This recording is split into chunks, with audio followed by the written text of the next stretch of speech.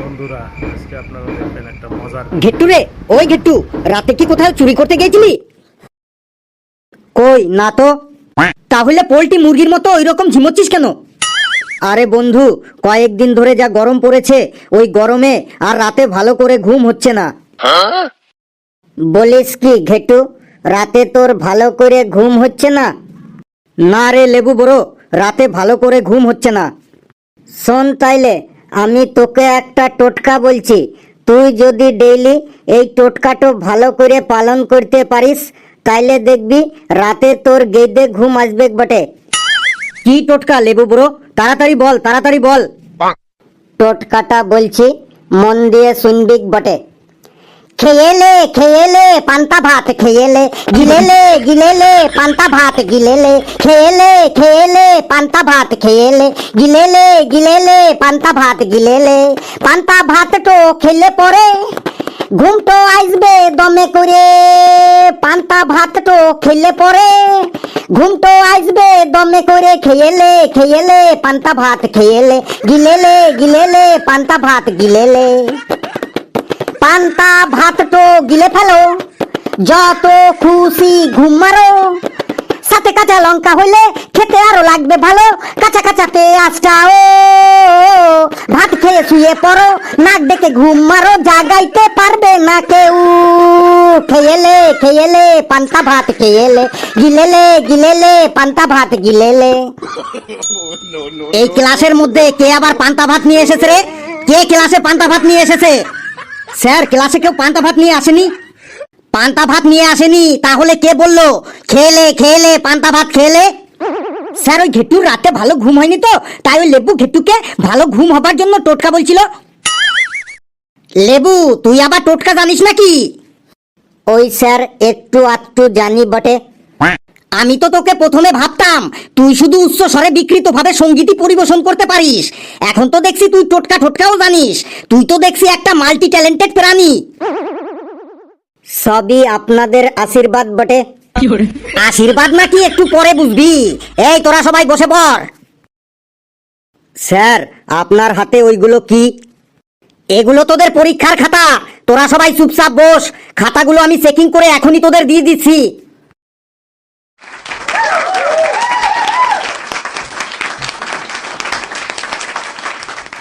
চিল্লা আরো জোরে জোরে চিল্লিয়ে এই ক্লাসরুমটাকে একদম ফাটিয়ে দে। বললাম সবাই চুপচাপ বসে থাক। আর কয়েকটা খাতা চেকিং করতে বাকি আছে, ওইগুলো চেকিং করেই তোদের দিয়ে দিচ্ছি। আর তোরা এই ক্লাসরুমটাকে একদম মাছের বাজার বানিয়ে ফেলেছিস। তোরা যা খাতায় লিখেছিস সেগুলো দেখে হয় আজ আমি পাগল হব, না হয় তোদের পাগল করে ছাড়বো। ফেলুরে, আজকে স্যারের মুডটা খুব উত্তেজিত হয়ে আছে। আজ মনে হয় আমাদের ভবিষ্যৎ খুব বিপদের মধ্যে আছে। তোরা এক একজন পরীক্ষার খাতায় এমন বানিয়ে অ্যান্সার লিখেছিস যে যিনি বই লিখেছেন তিনিও তোদের লেখাগুলো দেখলে লজ্জায় পড়ে যাবে। স্যার, আমরা এমন কি লিখেছি যে বইয়ের লেখকও দেখে লজ্জায় পড়ে যাবে? হ্যাঁ স্যার, আমাদের বলুন আমরা কি ভুল লিখেছি। আরে পণ্ডিতের দল, তোদের ভুল অ্যান্সারগুলো যদি আমি পড়ে শোনাই তাহলে রাত শেষ হয়ে যাবে, তবুও তোদের ভুল অ্যান্সারগুলো পড়া শেষ হবে না। হ্যাঁ, আর একটা কথা, তোরা কে কে টুকলি করে লিখেছিস বলতো? তোদের মধ্যে দেখলাম দুজনের খাতা একদম সেম টু সেম এক হয়েছে। ঘেটু আর ফেলুর খাতা একদম সেম টু সেম পুরো এক। তোরা দুজনার দেখা দেখি করে টুকলি করে লিখেছিস, একদম শিওর। আমি আর ফেলু টুকলি করে দেখা দেখি করে লিখেছি? স্যার, এটা স্বপ্নেও হতে পারে না। যদি আপনার বিশ্বাস না হয় তো আপনার নতুন পাঞ্জাবিটা দিব্যি দিয়ে বলছি, আমরা দেখা দেখি করে লিখিনি। ঘেটু, তুই বেশি বকবক করিস না। আমার কাছে কোনো মিথ্যা কথা চলে না।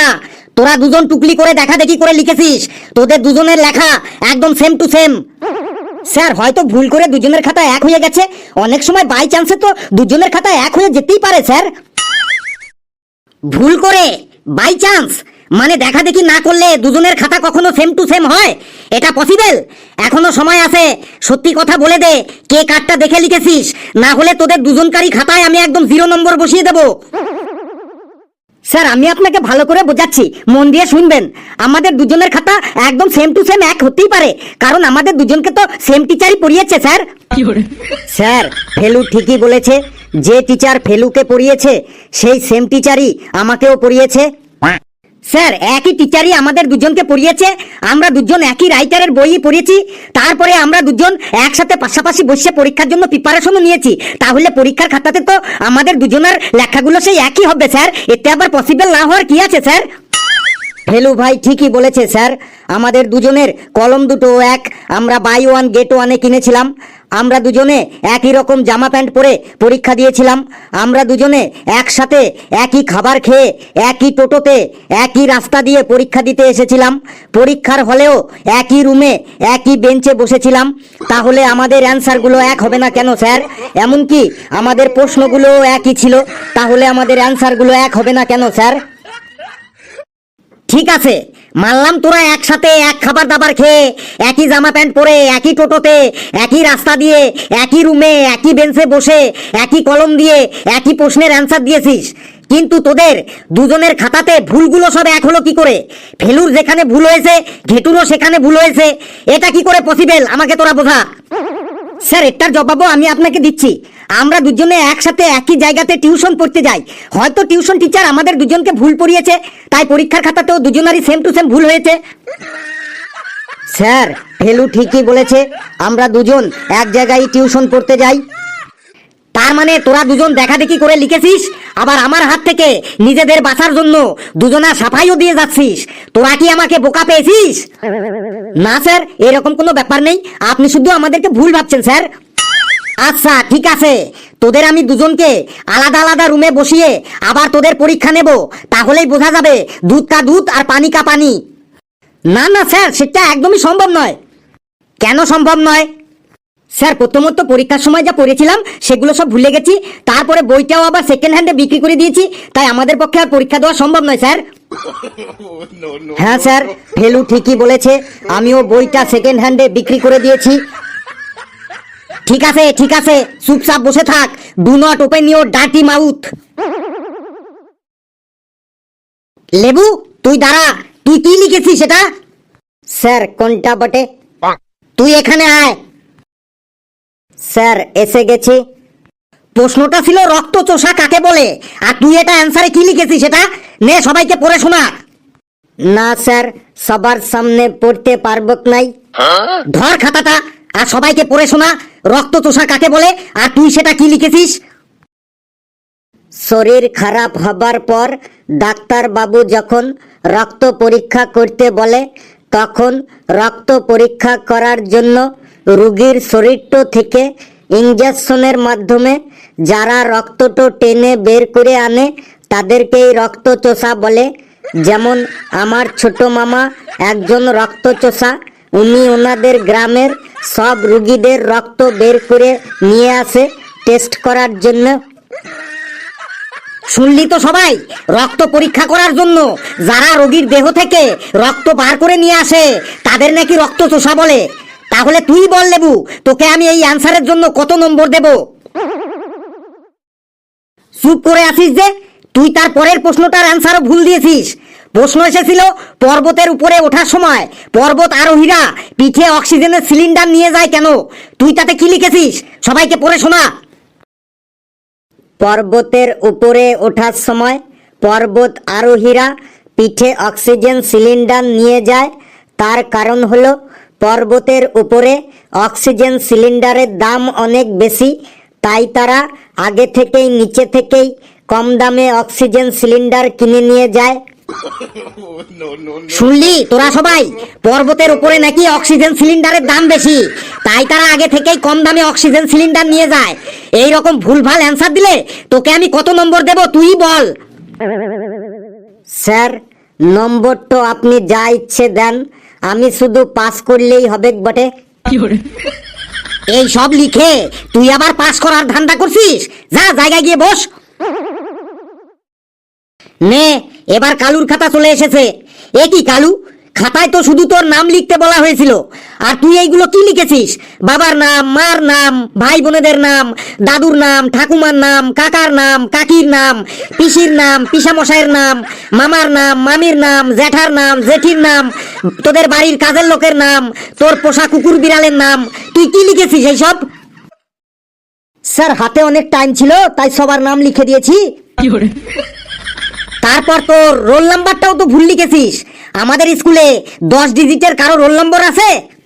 স্যার রোল নাম্বারের জায়গায় তাহলে মনে হয় মোবাইল নম্বরটা লিখে দিয়েছি।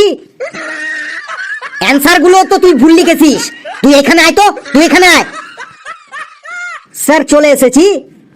প্রশ্ন এসেছিল কয়েকটি হেলদি খাবারের নাম লেখো, যে খাবারগুলো খেলে পেটে কখনো গ্যাস অম্বল হবে না। আর তুই অ্যান্সারে এগুলো কি লিখেছিস? নে সবাইকে পড়ে শোনা। কয়েকটি হেলদি খাবারের নাম হলো লাথি, ঘুষি, কিল, চর, থাপ্পড়, ধোকা, ঘুষ। এগুলো খেলে কখনো পেটে গ্যাস অম্বল হবে না। শুনলি তো তোরা? লাথি, ঘুষি, কিল, চর, ঘুষ, ধোকা, এগুলো নাকি সব হেলদি খাবার। তুই বল তোকে আমি কত নম্বর দেব? স্যার বেশি নম্বর চাই না, যত নম্বরে পাস হয় তত নম্বর দিলেই হবে। আবার আমার মুখে মুখে কথা বলছিস? যা ভাগ এখান থেকে। এইবার দেখি কার খাতা এসেছে। ফেলু, এবার তোর খাতা এসেছে। তুই এসব কি লিখেছিস? কি যাতা লিখেছিস খাতায়? তুই ক্লাসেও যেমন ফালতু বকবক করিস, তুই খাতাতেও সেই ফালতু বকবকই লিখেছিস। সি সি সি সি। কেন স্যার, কি এমন লিখেছি? এই দেখ, প্রশ্ন এসেছিল বাঘ ও কুকুরের মধ্যে পার্থক্য লেখো, আর তুই এসব কি লিখেছিস? তোর মনে যা খুশি এসেছে তুই তাই লিখেছিস। নে সবাইকে পড়ে শোনা, বাঘ ও কুকুরের মধ্যে তুই পার্থক্য কি লিখেছিস। দেখি স্যার কি লিখেছি আমি। এই নে দেখ, আর সবাইকে পড়ে শোনা, বাঘ ও কুকুরের মধ্যে তুই পার্থক্য কি লিখেছিস। বাঘ আর কুকুরের মধ্যে পার্থক্য হলো বাঘ লিখতে 2টো অক্ষর লাগে বয়াকার ঘ বাঘ, আর কুকুর লিখতে 3টে অক্ষর লাগে কয়সু কয়সু র কুকুর। বাঘের মধ্যে ক নেই আর কুকুরের মধ্যেও ব নেই। বাঘকে পোষ মানাতে হলে ডেলি মাংস দিতে হয়, আর কুকুরকে পোষ মানাতে হলে মুখে একটু করে সামনে একটা বিস্কুট দিলেই হলো, সাথে সাথে কুকুরটি পোষ মেনে যায়। বাঘের লেজ সোজা থাকে কিন্তু কুকুরের লেজ সব সময় বাঁকা থাকে। কোনো মানুষকে যদি বাঘ বলে ডাকা হয় তাহলে সে খুব আনন্দ পায়, কিন্তু কোনো মানুষকে যদি কুকুর বলে ডাকা হয় তাহলে সে রেগে গিয়ে একদম তেড়ে গিয়ে মারতে আসে। তারপরে রাস্তাঘাটে বেরোলে আমরা গাড়ির নিচে চাপা খাওয়া কুকুরের ডেড বডি দেখতে পাই, কিন্তু রাস্তাঘাটে কখনো বাঘের ডেড বডি দেখতে পাই না। তারপরে কুকুরের লজ্জা শরম বলতে কিছুই নেই, যেখানে সেখানে পায়খানা প্রস্রাব করে দেয়, কিন্তু বাঘের লজ্জা শরম আছে। বাঘ কুকুরের মতো যেখানে সেখানে পায়খানা প্রস্রাব করে না। তারপরে কুকুর যখন প্রস্রাব করে তখন এক পা তুলে প্রস্রাব করে, কিন্তু বাঘ প্রস্রাব করার সময় কোনো পাই তুলে না। তারপরে ভাদ্র মাসে রাস্তাঘাটে যেখানে সেখানে দুমুখ কুকুর। এই এই এই তুই থাম থাম, আর এক লাইনও যদি তুই পড়িস তাহলে তোর জিভ আমি একদম টেনে ছিঁড়ে ফেলবো। যা তুই জায়গায় গিয়ে বস। এই ঘন্টা পড়ে গেল, বাকি খাতা পরের দিন দেখবো, কেউ হল্লা করবি না, চুপচাপ বস। আর ফেলু, তোকে আমি পরের দিন দেখবো, দেখ তোর পিঠে চামড়া দিয়ে আমি ডুগডুগি বাজাবো।